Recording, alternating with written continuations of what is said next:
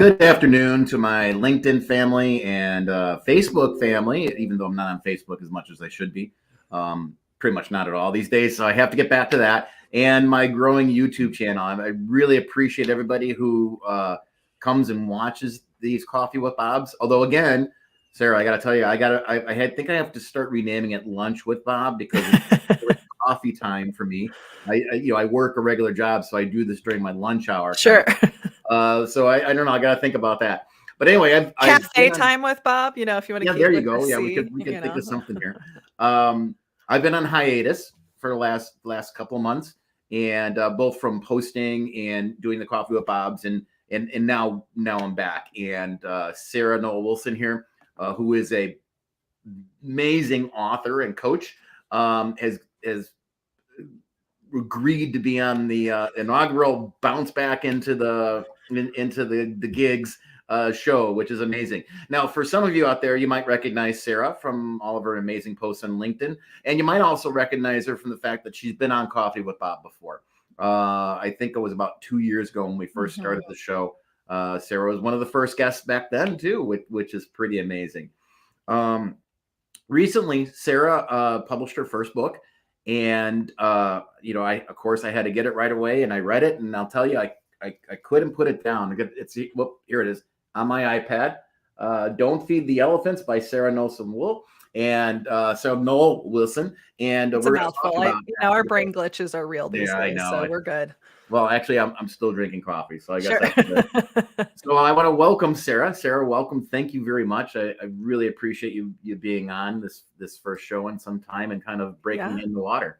Thank you. Thank you for inviting me and for having this time and being part of your reentry. We'll make it gentle and also really meaningful. Thanks. I appreciate that. Let's just jump right into it. Let's talk about the book, because I got to tell you, it is amazing. I'm telling everybody, if you haven't picked up this book yet, you definitely need to. It's a great read. It's got illustrations, which is wonderful too. And I think it should be in schools. It should be a part of some courses. And I'm not just saying that, Sarah. It's amazing on just how to build a good relationship in the office or in the professional world. And I don't want to take your thunder by giving too much away. We can share thunder. We'll be stronger together in our thunder. Yeah, thanks. But I really do think that this is must read and must learning. So by all means, in the comments, once this repost, I'll have a link to her to the Amazon page where you can pick up the book. And I get nothing from it. So just guys, I just want you to get it because it's excellent stuff. Sarah, it's your turn now. Thank you. Tell us a little bit about it and how it came about. Well, I want to respond to something you said of getting it into schools, and I don't know if you meant, secondary, but I've had lots of moments of wondering how different my journey have been, or other people's, if we learned about really building strong relationships with people at an early age. And I'll share a quick story. I had somebody who had purchased the book had left it out on their table, and their son, who was a 12-year-old, and this is a lovely story for multiple reasons, but a 12-year-old boy saw it, picked it up. He's autistic. He also has ADHD, and he just couldn't put it down. And every night during dinner, he would read it. And now he is approaching conversations with, his parents of, hey, I think we need to talk about the avoidaphin in the room. And all I kept thinking was, man, how different would my life have been? How much suffering could I have avoided? And and self-inflicted suffering, let's be very clear. Sure. Yeah. If I had been exposed to how do I think about these moments instead of avoiding it? This book was very much born out of, I call it my love letter to my fellow avoiders of conflict. As somebody who has spent a good deal of my life of avoiding difficult conversations and not always asking for what I needed, or not being receptive and open to hearing what other people needed, the journey of the elephants started in 2008, and I've just been on this mission because this idea of how do you create cultures where elephants can be called out was fascinating to me, because I had never experienced it organizationally. And I also realized I didn't have a lot of relationships where that was true. And so just became this mission of how do we build that muscle. And the other thing I will say is that there's a lot of really amazing books out there. There's a lot of books I love related to conflict management, mediation, building relationships. Sometimes it felt too big of a swing for me because of where I was starting from, which was zero skills related to stepping into hard conversations, that sometimes it was too, it was too difficult to jump into, like, well, you just got to have it. You just got to call it out. Mm-hmm. And so wanted to figure out what are some different, like, stepping stones we could give people, and how they can think differently about themselves and other people and show up more powerfully. Yeah. Wow. I mean, I'll tell you that's a good story about the young man being 12, picking it up and actually absorbing the information on it. So when I said it should be in school, I was really referring to, at the collegiate level, but I could definitely see how this would help young people. And it's so well written, right? And the illustrations behind it, and I want to talk about that in a little bit too. Yeah. Help just drive the points home, and it does it in a way that you don't feel lectured to. Does that make sense? Oh, that's like the best compliment you can give me. I never want to talk at people. I want to talk with them. Right. So thank you. No, that actually means you've sort of just hit the validation of this is how I always want to show up. So I appreciate that. Well, I mean, I know you from other conversations, right? And your coaching and stuff like that. So it definitely speaks through this book. So talk a little bit about the illustrations. I know, you're so eager, and I love it. I love giving space to the illustrations because I just actually got a really great book review, and they're like, she had uncredited illustrations. I was like, I tried to get my husband to sign them, but he was like, no, just put me on the back cover and I'm good. The illustrations were born out of a couple of needs or desires. Yeah, you want to show it here? Wait, I'll show you one of my favorites. Let me find it real quick. Is the nudge fit or the deflective fit. I'll see if I can get a close up. So here we go. Ooh, the deflective, the deflective fit, where he's just like looking at the hand puppet and the hand sewn, thread on it. That's like, I told my husband, I said, please print that, frame it. I just want that, in front of me. But I want it. Anytime that I was doing this work and the way that it was evolving is I realized that the tension gets real high and the emotional heat gets really, really high when we start talking about navigating conflict, navigating differences, right? And what I learned through my work on workshops is that when we can find ways, and again, it depends on the situation, but when we can find appropriate times to maybe think about things in a little bit of a lighter way, it actually makes it easier for people to explore, to hold on to, and to even say, oh yeah, me too. It's one thing to say, oh, do you avoid conflict and whatever? And maybe people go, oh, but if you're like, anyone ever fed an elephant? How do you, where are the peanuts you throw? And people are like, oh my God, I do it all the time. And so it makes it safer to engage with and to apply and to think about. The other reason for the illustrations is I'm somebody who's neurodivergent, so I have ADHD, and I realized that I almost never finish books. I know the first half of most books really well. Yeah. And part of that is being able to stay focused, being able to hold attention, even if it's a topic I love.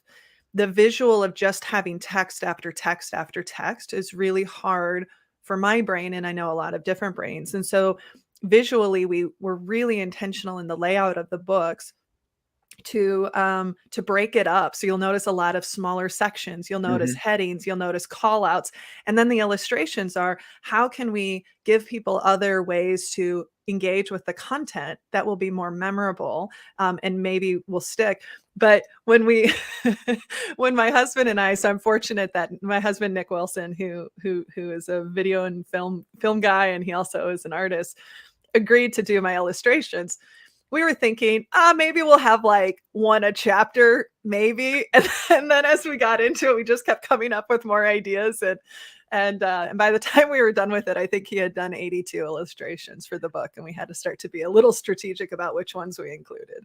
Yeah, you know what? I love the way they are scattered through the book. I don't know if I don't think that I'm ADHD, honestly, but I do know that reading this book for me was not only because the content was good, but the illustrations, breaking it up, like you said, I flew through it that way. Yeah. And normally, I'll be honest, especially as I gotten older, I struggled through some books sometimes, not struggling to read them, but Right. struggling to stay focused, like you said. Yeah. Yeah.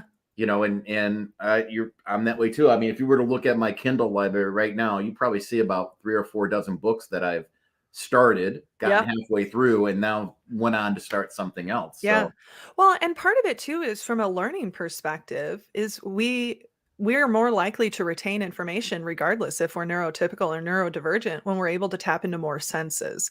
So the more senses we can tap into, whether that's an illustrative story, whether that's, a provocative statement or visual cues. And so that was one of the things that we were exploring is how do we reinforce the concepts visually?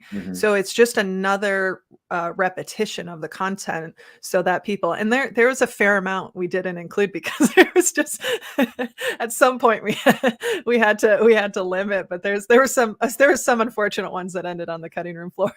yeah, I'm just trying to flip through. I'm trying to flip through the pages. There's I think it's in the signs. There might be an elephant in the room chapter. There's a picture of a wall in the shape with a cutout in the shape of an elephant because it went running through. Yeah. I love that one. No, I'm gonna make sure that Nick watches this and receives all of the love because it and how special to be able to collaborate with my spouse on the first book Yeah. and have that be such a really, really great partnership. So is an audiobook in the offcoming? Yeah, so the audiobook is recorded. It is waiting for me to review, and then there may be a couple, but I think that we're on track for that to release later this spring or early summer. And did you do the reading? I did. Awesome. My publisher was, people sort of go, well, of course the author would do the reading. Why wouldn't they? But the reality is that voiceover work is a whole different art and medium. And so when I was talking with my publisher, I was just assuming I would do it. And they're like, well, we actually don't recommend, either because people don't understand the technical and how to, to record it. You can't just record it in your kitchen room or like we're talking now. And I said, does it make you feel better knowing I'm a classically trained actor who's been doing voiceover work for the last 10 years and my good friend owns the studio in town that I would be recording it at? And they were like, okay, we'll give you this one, Sarah. We'll get, but I will say, recording a 30-second commercial spot is very different than a 300-page book. And so, but yeah, so it's in the can and now I just need to listen to it this weekend, but I'm excited to get that version out. Yeah. Congratulations. Okay. Now that brings up a big question to me for me. Yeah. How did you go from doing 30-second commercial voiceover work into coaching? Yeah. So my undergraduate degree was in theater performance, theater education. I always knew that I probably wasn't going to pursue acting as a living, but I just enjoyed it. And I graduated and chased a boy to Des Moines, and that worked out because he did the illustrations of my book, and we've been married for quite a while now. Okay. And moving to Des Moines, I needed a real job with real benefits. And I got a job like every good Des Moines person in insurance. And and quickly though, what I realized, even though I had no prior experience with business, I mean, and let's be clear, I literally was like, I've heard of a 401k, but I don't understand what it is because my dad was a union truck driver. My mom stayed at home. This just wasn't the world that I grew up in. Right.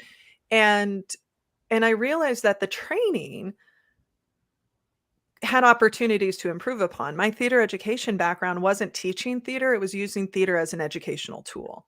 And so I understood learning. I understood, I understood engagement. I understood how to think about it. So I got my start in technical training and then became really fascinated with the impact that people in positions of power had over the teams, and that dynamic, and then realize that really everything I learned in theater was all about self-awareness. Mhm. And I didn't realize that at the time because it was character building and how to be more present on stage. But really, what we were learning was incredible amounts of collaboration and co-creation, but also how well do I know myself and to be present. And so that, looking back at the line seems obvious, but at the time it was shift. And so then became really interested in leadership development and realized I couldn't help people if I didn't lead. And so I tried to take on as many assignments as I could and got my master's in leadership development. And then it was just game over from there. Wow. So that's the journey I've been on for the last 15 years is just how do we show up with greater presence for, with ourselves and with other people. And now it's how do we make the workplace work better for humans? Yeah, that is, and for those that follow me, for my followers out there on LinkedIn, they know that I talk about that kind of thing all the time. Yeah. I'm a very big believer in gratitude. I'm a very big believer in putting human back into human resources. People like you, people like Tabitha Cavanaugh as an example, that are always out there trying to make the workplace a better place to be. Yeah, And that's why I love you so much. This is why we had such a good chat last time. So let's go back to the gestation of the book. Yeah. So how did that come about? I mean, using the elephant as a metaphor, how did that all come about? So I had never heard of the idea of the elephant in the room until I actually was in my master's program, and I was learning about adaptive leadership, which is a core philosophy that definitely anchors. It's one of the anchoring philosophies that has shaped who I am and how I think about leadership. And in that book, they said one of the characteristics of an adaptive culture is one where the elephant can be called out. I don't like the language called out because I think it's if an elephant's in the room, the emotional heat's already high. We don't need to add confrontational language or aggressive language, but so free it. But that was the moment where I realized, is this possible? Can you actually create a team like that? And at the same time, coinciding with that moment, we were going as a company through really hard times, as many people and organizations were because of the financial crisis. And and I talk about this in the book because it was such a linchpin moment for me, was getting the email from senior leadership in New York saying there's going to be staff reductions and going to my boss, my director at the time saying, hey, are we going to talk about this? Referring to the email. And she said, talk about what? And it changed my relationship with her. But then I saw firsthand the way distrust, started. And so that was the seed of it. And then that made me realize I don't know how to acknowledge and name and address the elephant in the room because I've literally been avoiding him. I never realized because it was just normal to me. And then that just started the mission of experimentation of how do we do this? And then once I moved into more leadership roles, right? A lot of what you do is navigating employee relation challenges or issues between people. And so a couple of things that I observed that, one, kind of two consistent patterns when there was relationship challenges. The first was it was really hard or people never took the time to get curious about the other person. Right. Just because the brain focuses in on the blaming and the focusing on the frustration. The second is they didn't get curious with themselves about why they were so mad at the person. And then the third thing was rarely owning the role that they played in contributing to it. And so over the years, I, just continue to hone and practice and try different things. And so what's funny, the reason I smile about when you said the gestation of the book, it was obvious to everyone else that this is the book I should read or write because this was literally my life's work to that point. And I was like, I don't know, is it, they're like, literally everything you do is about this, Sarah. And I was really fortunate because when I first started my company, it was one of the goals that I was like, someday I'm going to write this book. But I just kept talking about it. I didn't do it. I just kept talking about it until my colleague, Kristen, one night late in an Airbnb that we were staying at in a conference, and she goes, Sarah, you got to write that damn book. Like, I'm tired of you talking about it. Like, you need to get that. So what do we need to do to make it happen? And she's German. And so she has this very direct, loving way. Yeah. And so then that started the process. Now I will say I started working on the book in earnest in 2019. First draft was completed by the end of 2019. And then, as we know, what happened in March 2020, everything shut down. And so starting a book pre-pandemic with pre-pandemic values, with pre-pandemic lived experiences, and getting, at least a good draft done, it evolved so dramatically because of everything that we've experienced over the last 2 years. And it's kind of an interesting time capsule for me, because I feel like even now my thinking and experience has evolved even more so in that time. But it was a challenging time to stay focused on getting the book done. Yeah. Now, let me ask you this question. Did you have to change the book at all because of the way the pandemic changed the world and continues to change it to this day? I mean, right? We went from all being in the same office together, having these conflicts or these stressors face to face, to having these conflicts and stressors over a Zoom call. Yeah. Right. Or a video chat. And to me, that changes the dynamic dramatically. And I think that so yes, and I think there's still things we're figuring out about, well, what do relationships look like now? Because, right, working virtually is different than working virtually during a pandemic, which is different than working virtually during times of incredible racial injustice, which is different than working during times of political divisiveness. Like we're in it. So it's, I don't feel like we have this sense of, so how is it different yet? But certainly those different factors, what became a couple of things, and there are elements that I had to be okay that I couldn't dive in as deep as I would have liked because of timing, but also because of where I was on my journey, looking at things like racial injustice, as we think about a second edition, being able to speak to that more explicitly, because I mean, let's just talk about, it's not safe for everyone to speak up. It's depending on who you are, depending on your position, depending on all of that. There's a lot of, and there might be a lot of lived experiences of why I might not approach something. And so that's something I want to continue to expand, and we continue to evolve. But the other thing is that the one thing that definitely happened is the pandemic and the isolation challenged us to have to be much more intentional about our relationships than before. And the erosion of relationships was happening, I think, at a much faster rate, whether that was professionally, because we didn't have the quantity of moments to maybe repair or heal, even if it was just not intentionally, but just like, well, okay, like Bob and I are good because we had that thing in the meeting, but now we're having coffee together in the break room, and like, okay, so things are smoothed over a little bit. And so what we've observed is just relationships are eroding much faster, which is why we have to be that much more intentional about protecting and healing them when that happens. Because it's not if, it's when. Yeah. And actually, it's going to make for interesting follow-up editions that I'm hoping I think you just kind of hinted at that there's. Well, I have a list of like second edition and who do I want to collaborate with and who can help me deepen the content, because that's the other thing is, boy, if we can't, I feel like one of the things the last 2 years brought, again, for a whole host of things, and then you add in, extreme weather conditions, we lived through a derecho in the Midwest, and, and earthquakes and hurricanes, and just like seeing our system strained, is if we can't have conversations about small things, small little regrettable events, small little sandpaper moments, small moments of rub, how the hell can we have conversations about the bigger things that are more complex, that are more impactful to more people? And so my hope is that right now, with the, how I wrote the book and where it is that if we can start to build these muscles in those small moments, I know for me, that's what has allowed me to be more open to the harder conversations about the bigger things. And so, so that is definitely something that shifted pretty dramatically over the last 2 years. Yeah. Well, and then you got the whole political landscape, right? Yeah.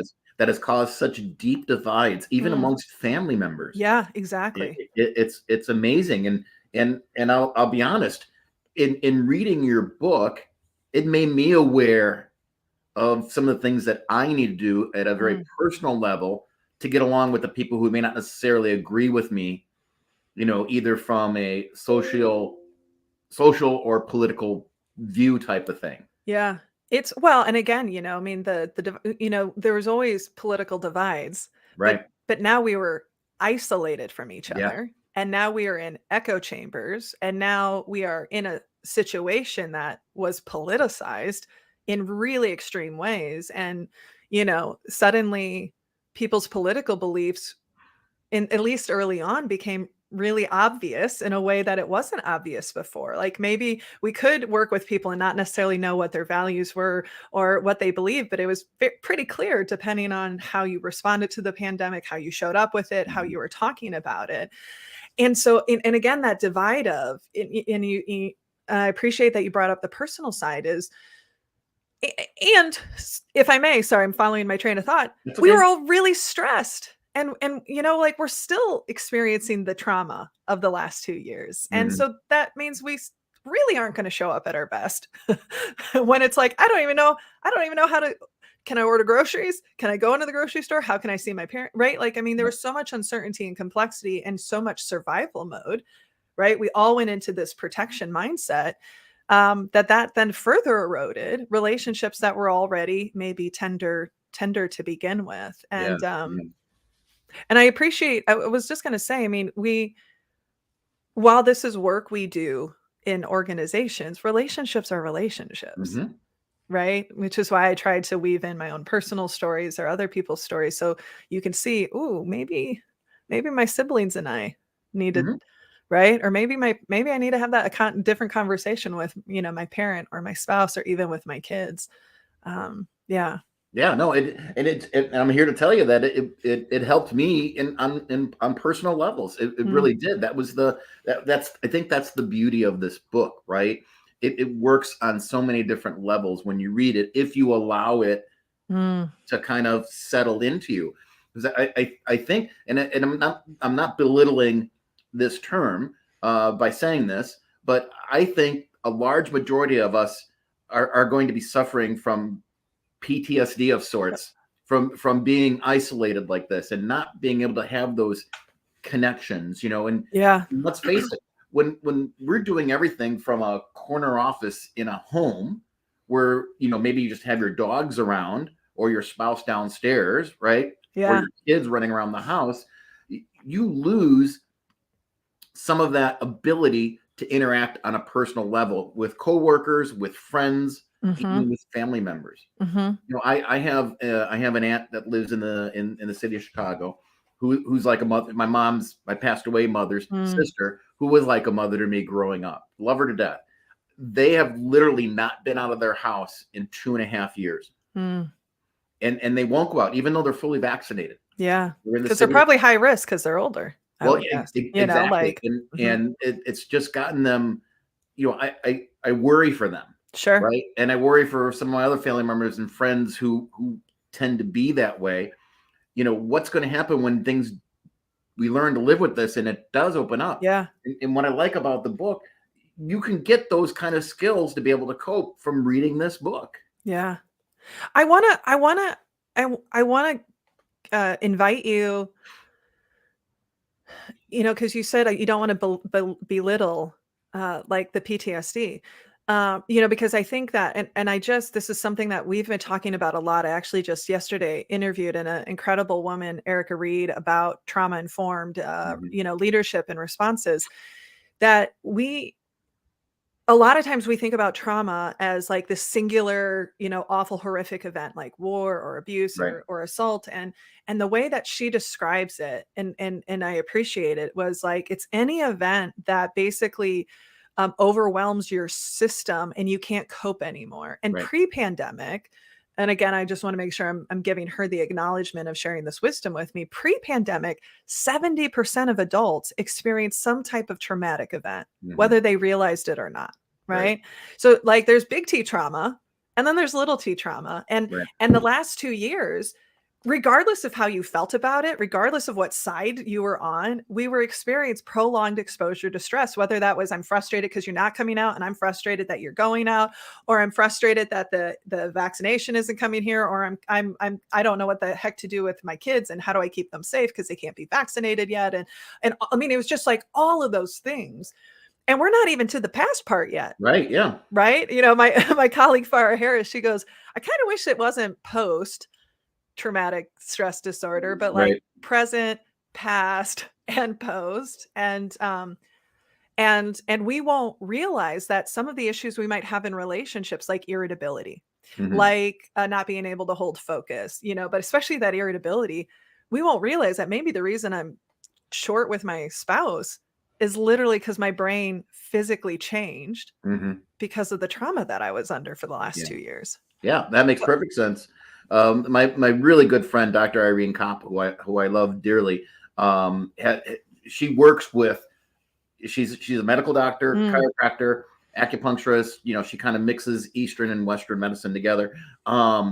She calls it endemic, right? Trauma, mhm, right? mm, Trauma that's mm, passed on from generation to generation yeah, to generation because it's almost in your DNA, right? And how do we cope with that? So, yeah, um, yeah, I've actually shared this book with her and told her that mm.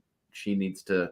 You actually need to get on her podcast. I was gonna say I would love to connect with her, and then you know, and it's not to say that we can't work through that, but right? I mean, it can become really easy to go into survival mode, and when our Right. brain is in survival mode, it literally can't listen. It literally can't empathize, you know, but we can build the muscle to regulate it, to notice it, and you know, it's not always easy, but we are just fundamentally different. I mean, things might start to feel similar, but we are not the same people that we went in.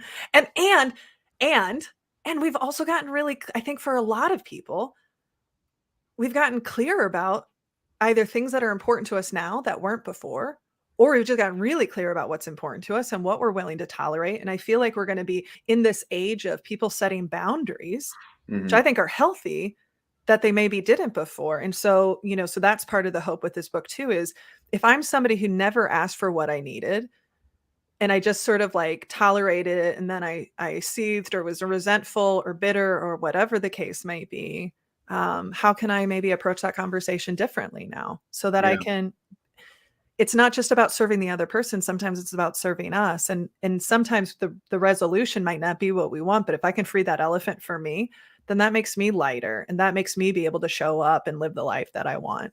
Yeah. So you're kind of talking about and I'm grabbing a chapter here of receiving the elephant, Yeah. the self awareness you didn't know you needed. That Mhm. was a great chapter, and that's almost what you're talking about, right? Yeah. Yeah. Yeah. And especially, you know, both in the like being able to share it, but then receive that. Because if you are somebody who's never spoken up or spoken out or who said, hey, you know what, Sarah, I don't know what your intention was back there, but this is the impact that it had. If I'm not used to you showing up like that with me, I mean, you know, and it's interesting. I feel like there needs to be a whole nother book on, okay, how do you receive the elephant? Because at the end of the day, I can be really skilled in having that conversation, but if you aren't skilled in receiving it, Yeah. our relationship isn't going to be as effective. I can at least leave knowing that I showed up in alignment with my values. I can't Mhm. control you, but it is incredibly powerful when people are able to show up, have the conversation, and also receive it. And you know, I'll share a story that actually just came up today, and I'll withhold identifying information. But long and short, somebody sent an email to you know a fellow colleague about a task they needed to do, and the colleague received it and said, "Okay, I'll take a look at it." And then an hour later, they came back and said, "Hey, I just want to name. It felt like there was some assumptions that I wasn't doing my job in your email." And I know email's weird to Mhm. interpret, but how beautiful, because how easy could it have been for that team member to sit there and ruminate, to be resentful, to be bitter, and then again, that relationship is eroding and the other person doesn't even know that that has happened. Mhm. And so this beautiful moment of her coming back and saying, "Hey, I just want to name that I feel like there's some assumptions being made." And the person receiving it, the leader, w- paused and went, "Huh, she's right. There were assumptions being made, not about that, but about something else. And I Mhm. need to own that." And so she said, you know, she apologized. She said, "I'm going to reflect on that. And I really appreciate you bringing that to my attention. Is there anything else I can do that would, you know, like to clarify this conversation. And what a beautiful moment that may not have been comfortable for either party. Maybe the team member, because it was somebody who was above her in the hierarchy, was like, should I send it? Shouldn't I? Do I? Don't I? And she did it. And then how the other person received. And now there's no doubt in my mind that relationship won't be stronger because the conversation happened and was received in such a powerful way. Yeah, that's awesome. I mean, that's incredible. And what I like about that is that it goes along the lines of what I believe too. I tell my teams all the time, because we're all used to being remote. We're all used to messaging through a messaging system, sending emails. And I said, you have to remember, whatever email that you're writing, whatever message you're writing, whether that's a text or through Slack or through something like that, you have to think about the reader, because they are going to read it not as you intended, right, based on the way that you wrote it. So you got to be prepared that they're going to come back to you and maybe not answer the way you want them to answer. And at that point, pick up a phone. Yeah, right. Hear the inflection in your voice, or get on a video chat so they can see that you're not being angry or something. Yeah. I love that you reinforce that, because also when we're only communicating through, Slack channels or Teams or whatever our mode is, what happens is that our conversations almost over rotate into transactional only. And again, we miss those moments of connection and transformation and relationship building. And so I think that's the biggest watch out, is that, and again, like tone will get misinterpreted, or you're writing really quickly and they might think you're being curt and you're like, no, I'm just moving really fast. And I know that, you want the information, and that act of, I'm always like, if it's gone back and forth twice, you have to get on the call. Like at that point, now I will say this situation I shared, that I just heard about this morning was an email exchange. So it is possible, but if we're just going back and forth of, well, no, that's not what I meant, and it's nope, pick up the phone. And, and I read something recently, and I'm not going to remember all the details of it, that there's some study that showed a phone call is actually one of the most effective ways to navigate a conflict. And obviously beyond, email and texting and all of that, but even more so than video calls. And I forget now the reasoning behind it, but I thought that was really interesting. Yeah, I don't doubt it. I mean, people can hear your expressions. And I think people can hear the expressions far better than they could possibly see them sometimes, right? Because we're looking at each other right now through a camera, right? But are we really seeing each other? Yeah. Right? Or because we're hearing each other, right? And we're hearing the smile, we're hearing the affirmations. Now we can see those. You know what I mean? I think. Yeah. Well, and also when you're on video, I mean, our brain naturally is like, how do I look? What is it? Right. Like I always have to shut off my self view on Zoom, because I'm always like, oh, I'm having and it's like, stop it. Like the first time I did an in-person presentation after being virtual, I was like, I'm not used to not looking at my face the whole time. I need a mirror or something. But I think part of the reason why a phone call also is because if I need a moment to regulate, like I'm somebody who, when if I'm thinking deeply, sometimes people can misinterpret that as I'm angry, right? And that's gender biased. It's the whole, you need to smile more.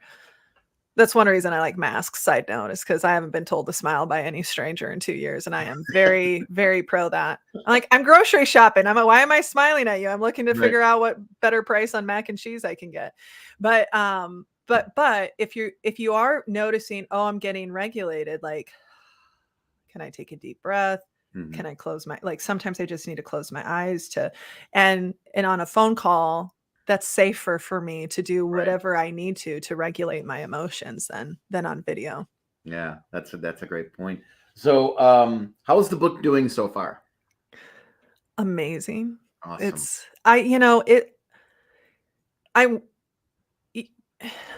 You always hope that anything you create will make an impact. And book sales are great. It's an easy indicator to say, are people buying it or not? For me, and there's, there's a part of my ego that likes tracking that and the Sure. part of the business, right? But for me, it's like the stories of the 12-year-old, right? And seeing the picture of him deeply. Or yesterday, a colleague of mine is at this international conference, and she said, "You wouldn't believe it. I was sitting next to somebody from Canada, and we were talking about challenges she had on her team. And she said, 'Oh, you should check out this book by Sarah Noll Wilson and this book, Radical Candor.' She said, 'Oh, I use both of those.'" And it's a little overwhelming, if I'm being honest. You want to have impact, but it is overwhelming to see that it's doing what you hoped and maybe even more so. Yeah. For me, I think the fact that a success, I want to be careful in how I say this, but it's been really fun to like watch my parents read through it.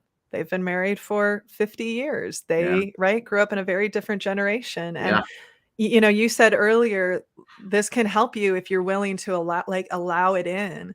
And, I think something that was really meaningful was when my parents first started reading it, because they have their little ritual of reading a chapter and then talking about it. And then my mom said, "It's an easy read." And then she caught herself. She said, "It's not an easy read, Sam." And I was like, "Oh, what do you mean? Is it confusing? Is it, like immediately thinking it was like difficult to read." Right. Right. But that's not what she meant. She said, "It's not easy because boy, do people might see themselves in Oh yeah. some of these stories." And that to me was really meaningful. Yeah. Yeah. I mean, well, so I can't say enough good things about it. It's impactful. It's changed some of my behaviors in Mm, a positive way, which is great. It's opened my eyes up, and I'm sharing it with some of my senior leaders mm, as well too. It's going to be required reading in our leadership teams, mm. which I think Thank is you.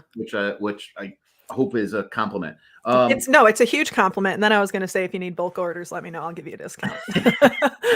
I can hook you Okay, up. we'll do that. So No, but it's I have a like, hash. I just thank you. Oh, you're welcome. It's not, I don't take any of this for granted, I and know so you I don't. really appreciate it. No, I know you. And that's you're just so genuine. It's amazing. Um, I use this hashtag all the time because I really believe in it.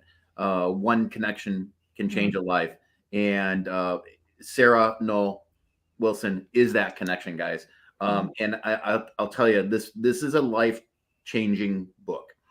You will become a better leader, a better person, right? Whether that's a spouse, partner, whatever, by reading this book. So in the comments, I'll put a link to the Amazon page where you can either get it like I do on my iPad or your Kindle reader, or actually buy a hard copy. Is there a paperback?